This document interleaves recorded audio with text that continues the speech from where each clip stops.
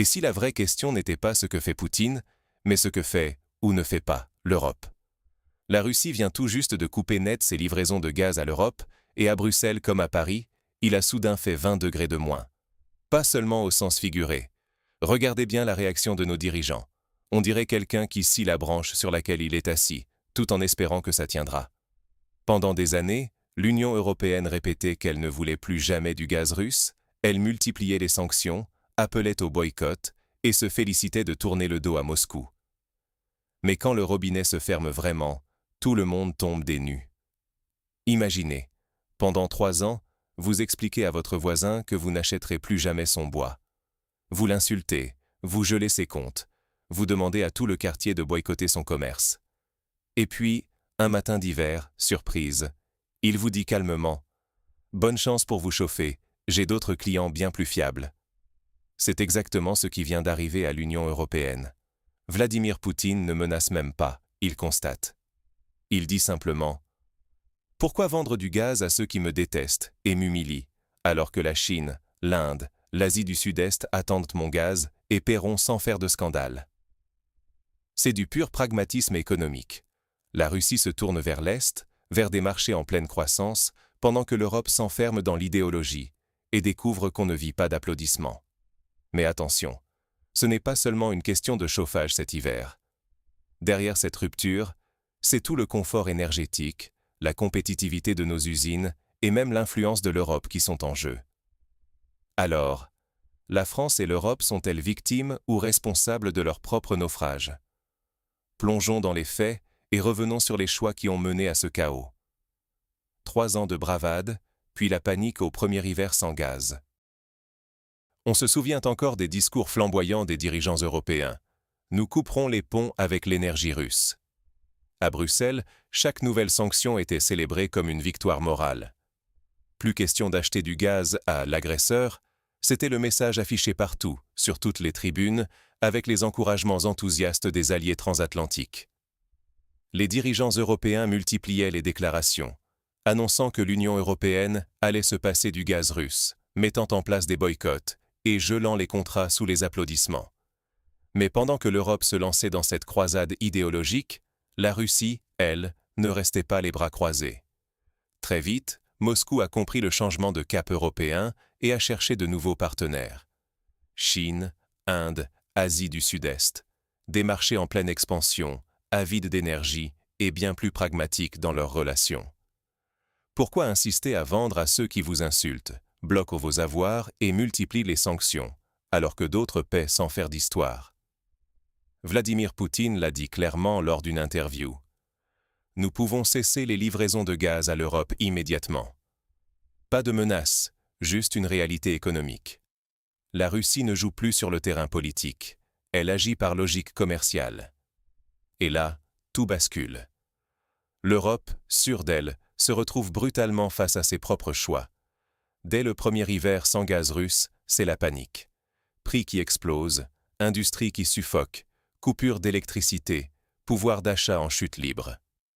Le gaz européen atteint des sommets, 700 $ pour 1000 mètres cubes, contre 200 à 250 il y a 2 ans. Les géants de la chimie allemande ferment ou délocalisent aux États-Unis et en Chine. Verrerie, engrais, métallurgie, tout ralentit ou par ailleurs. Pendant ce temps, la Hongrie, qui a refusé cette stratégie du suicide, continue de recevoir du gaz russe, industrie stable, prix maîtrisé. Son Premier ministre Viktor Orban n'hésite pas à le dire. Les sanctions contre la Russie, ce sont les Européens qui en paient le prix fort. Voilà comment, à force de décisions idéologiques, l'Europe s'est elle-même piégée, sacrifiant sa stabilité énergétique et son confort quotidien. Mais alors, quelles sont les vraies conséquences de cette rupture pour l'Europe? Quand la réalité économique frappe de plein fouet les slogans politiques, le réveil est brutal. À peine la Russie a-t-elle suspendu ses livraisons de gaz à l'Europe que le prix du gaz s'est envolé, jusqu'à 700 $ pour 1000 mètres cubes, contre 200 ou 250 seulement 2 ans plus tôt. Résultat immédiat, les industries européennes, notamment la chimie, la métallurgie, le verre ou les engrais, se retrouvent étranglées par des factures énergétiques hors de contrôle. Beaucoup ferment, d'autres délocalisent hors du continent. c'est la désindustrialisation qui s'accélère, mettant en péril non seulement l'économie, mais aussi la qualité de vie et l'emploi de millions d'Européens. Et que fait Bruxelles? Au lieu d'admettre ses erreurs stratégiques, la Commission préfère accuser Moscou et multiplier les discours sur la guerre hybride de la Russie. Pourtant, ces difficultés sont largement auto-infligées. Sabotage de pipeline, sanctions à répétition, interdiction du gaz russe, tout a été décidé à Bruxelles, pas à Moscou. C'est un peu comme si, après s'être frappé le doigt avec un marteau, on accusait le marchand de marteaux d'être responsable. Dans ce chaos, certains pays font figure d'exception. La Hongrie et la Slovaquie, par exemple, ont choisi de maintenir des relations énergétiques stables avec la Russie. Le contraste est frappant. La Hongrie continue de recevoir du gaz russe à prix raisonnable, ses industries tournent et l'approvisionnement est garanti. Viktor Orban, son Premier ministre, le dit ouvertement. Les sanctions contre la Russie, c'est un suicide pour l'Europe. Et il n'est pas seul. 70% des Hongrois soutiennent cette politique, justement parce qu'ils constatent la différence sur leurs factures d'électricité. Pendant que Bruxelles impose des sanctions et bloque même le transit du pétrole russe vers la Hongrie, Moscou, elle, règle les problèmes en 1 heure de négociation et réaffirme sa fiabilité comme partenaire. Qui, dans cette histoire, agit vraiment dans l'intérêt de ses citoyens? Le résultat? L'Europe s'est volontairement privée de ressources vitales, à s'aborder ses propres infrastructures, et doit désormais acheter du GNL américain à prix d'or, tandis que la Russie, pragmatique, redirige ses exportations vers l'Asie. Face à ce désastre, comment la Russie et l'Europe réajustent-elles leur stratégie? Et si l'Europe finissait par s'effondrer sur elle-même pendant que la Russie prospère ailleurs? C'est peut-être moins une provocation qu'une vraie question, à l'heure où l'Union européenne fait face à un carrefour historique. Regardons honnêtement les scénarios possibles. Premier scénario. Bruxelles maintient sa ligne dure. On refuse tout compromis, on continue les sanctions, on s'approvisionne ailleurs, à n'importe quel prix. Résultat? Les Européens perdent leur gaz 3 fois plus cher, la facture énergétique explose, l'industrie perd en compétitivité et la crise sociale s'installe durablement. Les factures de chauffage en hiver deviennent un sujet politique brûlant et la population, déjà fragilisée par l'inflation, tempête contre ses dirigeants. Deuxième scénario, le retour au pragmatisme. Certains pays, lassés de l'orthodoxie bruxelloise, cherchent à renouer le dialogue avec la Russie. Des voix s'élèvent en France, en Hongrie, en Slovaquie et ailleurs pour dénoncer la folie des sanctions. Mais cette voix n'est pas sans risque. Elle divise l'Union européenne. Une fracture nette pourrait apparaître entre un Ouest intransigeant et un Est plus réaliste, voire opportuniste. L'Europe, jadis unie par l'énergie, se retrouve éclatée, chaque pays jouant sa propre partition pour survivre. Troisième scénario, la Russie n'attend plus. En fait, elle agit déjà. Ses exportations gazières prennent la route de l'Asie, la Chine, l'Inde, les pays de l'OPEP+, tous prêts à acheter sur le long terme, sans conditions politiques. Pour Moscou, c'est simple, presque cynique. Vous ne voulez plus acheter? Pas de problème, il y a d'autres clients. Le rouble se stabilise, la croissance économique dépasse celle de l'Europe, et la Russie solidifie sa place dans un nouvel ordre énergétique mondial. Dans tous ces scénarios, l'Europe est perdante. La perte du gaz russe est probablement irréversible, même en cas de volte-face. La Russie, elle, a tourné la page. Le risque est immense. Il ne s'agit pas seulement de factures plus salées, mais d'un continent qui pourrait perdre son poids économique, son confort quotidien et surtout sa capacité à peser sur le monde. Alors, y a-t-il encore une leçon à tirer? Un moyen d'éviter l'effondrement total?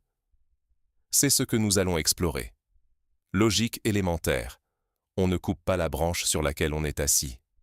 Pourtant, c'est exactement ce qu'a fait l'Europe avec le gaz russe. Regardons les faits. La Russie a agi comme un entrepreneur rationnel. Face à 3 années d'annonces européennes sur la fin des importations de gaz russe, Moscou a simplement anticipé et diversifié ses clients. Aucune émotion, pas de drame, juste une reconfiguration pragmatique vers l'Est. L'Europe, elle, a joué la carte de l'émotion, pensant pouvoir faire pression sans conséquence, comme un joueur de poker à court de jetons qui bluffe encore, espérant que son adversaire cédera. Sauf que cette fois, l'adversaire s'est levé de la table et a trouvé de nouveaux partenaires. La conséquence est claire. L'Union européenne a perdu la maîtrise de son avenir énergétique. Même si Bruxelles voulait aujourd'hui revenir en arrière, le paysage a changé. Les infrastructures russes sont tournées vers l'Asie, les contrats sont signés, le train est parti. Les élites européennes sont désormais devant un dilemme. Reconnaître qu'elles se sont trompées ou persister, quitte à précipiter la région dans une crise prolongée. Les choix faits au nom de l'idéologie se payent cash. Hausse des prix de l'énergie, chute de la compétitivité industrielle, perte de pouvoir d'achat pour les citoyens. Et si cette réalité n'est pas assumée, le risque est immense. Une aliénation massive des populations, un affaiblissement économique durable et une perte d'influence dans le monde.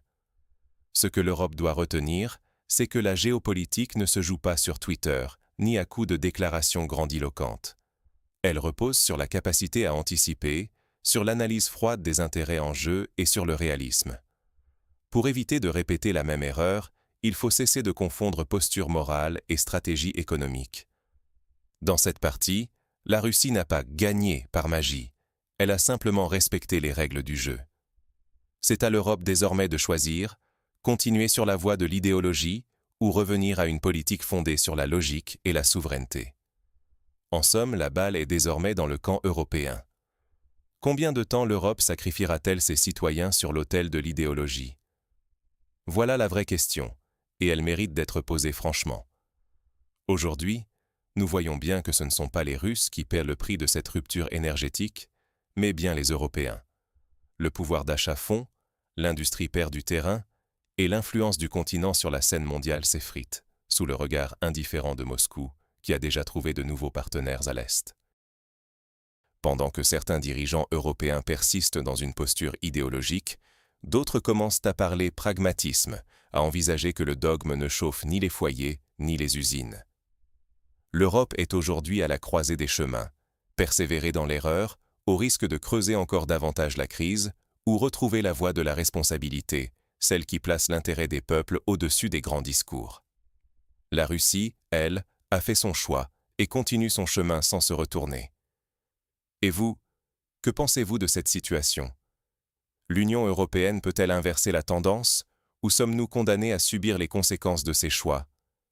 Dites-le nous en commentaire, partagez votre avis, et si vous souhaitez continuer à suivre cette histoire aux rebondissements inévitables, abonnez-vous et activez la cloche. Merci d'avoir été avec nous, et à très vite pour la suite.